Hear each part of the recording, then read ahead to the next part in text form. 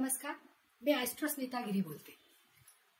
आज आपण शापित भूमी कशी ओळखायची हे पाहणार आहोत। मागच्या वेळेस पहा, शापित भूमी असते असं आपण म्हटलं होतं। मग त्याच्यामध्ये बऱ्याच लोकांना अशी शंका होती की तुम्ही शापित भूमी म्हणजे सांगितलं, पण ती कशी ओळखायची आणि त्याच्यावरच्या उपाययोजना काय आहेत हे आम्हाला माहिती नाही। ठीक आहे, तर आज आपण तशा प्रकारे माहिती मिळवूया। गेले 30 वर्ष मी या क्षेत्रामध्ये काम करते। म्हणजे मी ॲस्ट्रॉलॉजर आहे, वास्तुशास्त्रज्ञ आहे, अंकशास्त्रज्ञ आहे, टारो रीडर आहे। म्हणजे ज्यावेळेस एकापेक्षा अनेक विद्या आपण शिकतो आणि त्या जेव्हा हातात हात घालून आपण सोडवण्यासाठी प्रयत्न करतो आपल्याकडे आलेल्या कुंडलीचा किंवा वास्तूचा अभ्यास करण्यासाठी, त्यावेळेस या सगळ्या शास्त्रांचा आपल्याला विविध प्रकारे उपयोग होतो। आता शापित वास्तूमध्ये मला काही अंधश्रद्धा पसरवायची नाहीये, पण हा अनुभव बऱ्याच लोकांना बऱ्याच ठिकाणी येतो।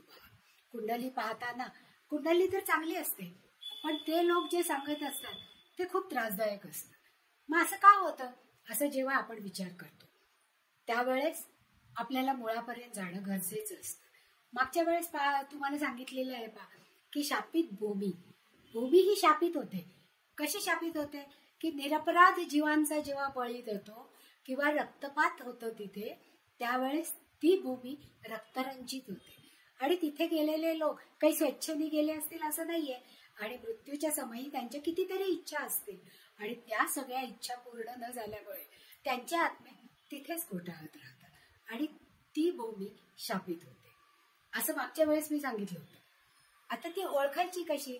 आता शहरांमध्ये पहा की ज्या भूमीवर मोठ्या मोठ्या बिल्डिंग बांधल्या जातात, कारण पूर्वी शहर छोटं होतं, नगर रचनेप्रमाणे त्याचा आकारही छोटा होता। जसा जसा गावांचा विस्तार होत गेला तसा तसा नदीच्या किनाऱ्यांनी वाढ होत गेली, कारण मध्यावर शहर होतं आणि वाढ जी झाली ती सगळी किनाऱ्याला झाली। मग अशा वेळेस त्या किनाऱ्यांवर ओसाड वैराण जमिनी होत्या किंवा शेत जमीन होते।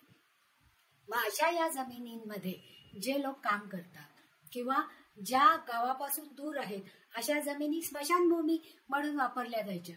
मग त्या स्मशानभूमीमध्ये असणाऱ्या अस्थी जर तिथे असतील किंवा गाई गुरं असतात, पाळीव प्राणी असतात, कारण ते घरातल्या लोकांप्रमाणे सांभाळलेले असतात, मग त्यांच्या अस्थीही तिथे दफन केल्या गेलेल्या असू शकतात। मग अशा भूमीवर किंवा पूर्वी त्या भूमीवर मोठं तळं असण्याची शक्यता असते, नदीचा प्रवाह असण्याची शक्यता असते, ती भराव घालून बंद केली जाते। पण आपल्याला कुठे माहित असतं की त्या तलावामध्ये किती जणांनी बुडून मृत्यू झालेला आहे किंवा किती जणांनी आत्महत्या केलेली आहे। मग त्यावेळेस त्यांचे जे आत्मे असतात ते तिथेच असतात, कारण अनिच्छेने झालेला हा घात जेव्हा असतो त्यावेळेस ती इच्छा तिथे तशीच राहते।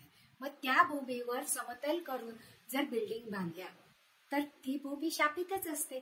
मग अशा वेळेस आपण त्या सुंदर बांधलेल्या घरामध्ये राहायला जातो, कारण एकतर ती भूमी शापित आहे, पण त्या भूमीत राहायला गेल्यानंतर अगोदर आपण ज्या घरामध्ये राहत होतो त्या घरामध्ये आपल्याला शांतता, सुख, समृद्धी होती, आणि जेव्हा आपली समृद्धी वाढते त्यावेळेस आपण मोठं घर घेतो, आणि ते मोठं घर जेव्हा अशा प्रकारच्या भूमीवर बांधलेलं असेल त्यावेळेस आपल्याला कल्पना येत नाही। मग तिथे राहायला गेल्यानंतर जर सुरुवातीचा दिवस चांगले जातात, पण काही महिन्यामध्ये घरामध्ये अस्वस्थता दिसते, मग त्यावेळेस घरातले लोक जास्त चिडचिड करतात, जेवणाच्या वेळेस भांडणं होतात किंवा तिन्ही सांजेच्या वेळेला अस्वस्थता निर्माण होते आणि छोट्या छोट्या गोष्टींवरून वादविवाद वाढायला लागतात। आणि कष्ट करून सुद्धा जेवढा पैसा अगोदर मिळत होता तेवढा पैसा आता मिळत नाही हे लक्षात येतं। त्यावेळेस लोक विचार करायला लागतात की याचं कारण काय असू शकेल। मग जेव्हा ते एखाद्या तज्ज्ञाला तिथे बोलवतात किंवा वास्तुशास्त्रज्ञाला बोलवतात त्यावेळेस त्यांच्या पत्रिकेसहित, कारण जेव्हा तिथे राहतो त्यावेळेस फक्त एक व्यक्ती नाही राहत, त्याचं कुटुंब राहत असतं, म्हणजे ही कंबाईंड डेस्टिनी असते पहा। मग ही जर कंबाईंड डेस्टिनी आहे तर सगळ्यांचंच नशीब त्या वास्तूशी बांधलं गेलेलं असतं। मग अशा या वास्तूचा विचार करताना वास्तुशास्त्रज्ञाला बोलवल्यावर तो वास्तुशास्त्रज्ञ ज्या वेळेस त्या वास्तूत प्रवेश करतो त्यावेळेस त्या बिल्डिंगचा इतिहास विचारतो.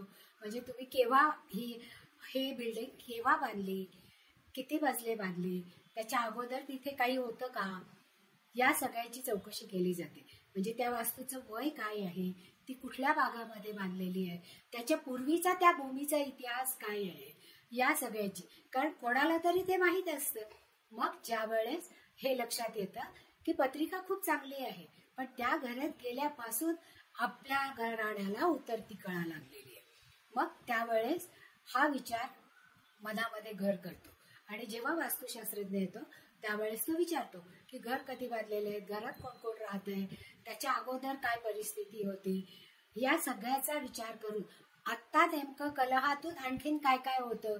मग कधी कधी तिथे जे कोणी मृत झालेले आपले पितृदेवता असतील त्यांना आवाहन करून त्यांना नैवेद्य देणं हे गरजेचं असतं, की ज्याच्यामुळे ते आपल्या पाठीशी खंबीरपणे उभे राहतात. कारण पितृगण जर आपल्यावर प्रसन्न असतील तर या सगळ्या बाह्य संकटाची लढण्यासाठी ते आपल्या पुढे उभे राहतात आणि आलेला हल्ला ते त्यांच्यावर घेतात. म्हणून श्रद्धेने त्यांची आठवण काढायची आणि त्यांना नैवेद्य दाखवायचा, की ज्याच्यामुळे त्यांची कृपा आपल्यावर होते. आणि जेव्हा अशा भूमीमध्ये आपण सतत पूजापाठ, मंत्रजागर किंवा सतत जप चालू ठेवला तर आपल्याला लवकरात लवकर त्याचा परिणाम झालेला दिसून येतो. मग हळूहळू आर्थिक परिस्थिती सुधारते, आरोग्याच्या तक्रारी कमी होतात आणि घरामध्ये जो कलह झालेला आहे तो सगळ्यात कमी होण्यासाठी जास्तीत जास्त प्रयत्न केला जातो.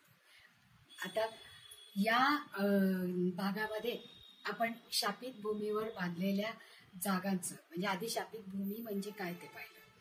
आता पुढच्या वेळेस आपण फ्लॅटमध्ये कशा पद्धतीने विचार करता येईल या शापित गोष्टींवर याचा विचार करणार आहोत. कारण जेव्हा अनुभवातून या गोष्टी केल्या जातात, कितीतरी वास्तू अशा पाहिलेल्या आहेत मी की ज्याच्यामध्ये मी पुण्यात राहते, म्हात्रे पुलाच्या शेजारी, कारण जे खूप अगोदर पुण्यात राहत असतील त्यांना माहिती आहे पहा की आत्ता जिथे सेंट्रल मॉल आहे त्याच्या अलीकडे एक मोठी बिल्डिंग, 4 मजली बिल्डिंगचं काम चालू होतं पहा. आणि ते मी कॉलेजमध्ये जात असल्यापासून ते अर्धवट, ते अजूनही पूर्ण झालेलं नाहीये. ज्यावेळेस आता तिथे तो मोठा मॉल झाला त्यावेळेस त्यांनी तिथे पार्किंग आणि टॉयलेट्स केली. का तर तिथे टॉयलेटचे जे ड्रेन पाईपनी पाणी जातं त्या पाण्यामुळे ती भूमी अशुद्ध झालेली होती. त्यामुळे तिथे कुठलंही बांधकाम होत नाही. पहा, तेव्हापासून म्हणजे 74 पासून आत्तापर्यंत 2020 पर्यंत त्या भूमीवर तो सांगाडा तसाच होता आणि तो सांगाडा पाडताही आला नाही, वाढवताही आला नाही आणि बनवताही आला नाही. पण आता त्याच्यावर काही उपाययोजना करून ते वापरण्यात आलेलं आहे. तर अशासारख्या गोष्टी जेव्हा आपण अनुभवतो त्यावेळेस ते अनुभव सगळ्या लोकांपर्यंत गेले की त्याचा उपयोग सगळ्यांनाच होतो. म्हणून या शापित भूमी किंवा शापित वास्तू याचा आपण विचार करतो. आवडलं असेल, आता आज आपण इथे थांबूया.